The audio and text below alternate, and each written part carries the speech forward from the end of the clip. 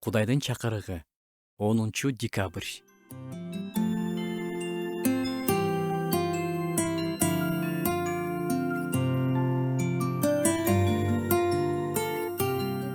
Адам баласы дайыма алыстагы нерселерге умтулуп жашайт. Жаңы бийиктиктерди багындыргысы келет. Жаңы адамдар менен мамиле түзгүсү келет. Жаңы максаттарды коюп, аларга умтулат. Бирок ошол эле убакта азыр ушул жерде жаныңдагыларга көңүл бурулбай калат. Те алысты карап жатып, жаныңдагы сезимдерди тебелеп кетебиз. Муктаждыктарды көрбөй калабыз. Адамдарды баалабай калабыз.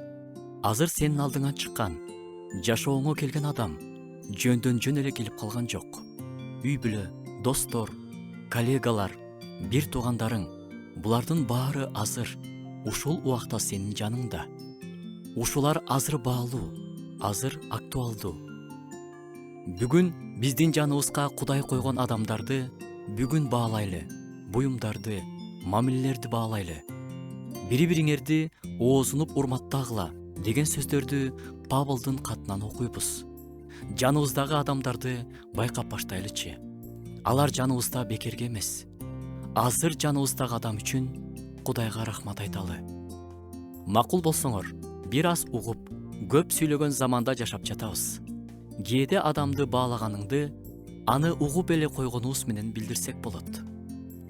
Аны угуубуз аркылуу ал биз үчүн баалуу адам экенин көрсөтөбүз. Ыйса адамдарды уккан, ал жанындагыларды баалаган, алардын сезимдерин баалаган.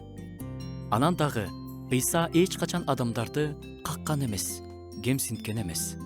Ыйсадан үйрөнөлү. Биздин кызмат, биздин миссия азыр бизди курчаган адамдардын арасында. Өкүнүчтүүсү, биз адамды жаныбызда жүргөн кезинде эмес, жоготуп алгандан кийин баалай баштайбыз, жоктойбуз. Ыйсаны курчаган адамдар салык чыноочулар, балыкчылар, аялдар, балдар, оорулуулар, четке кагылгандар болгон.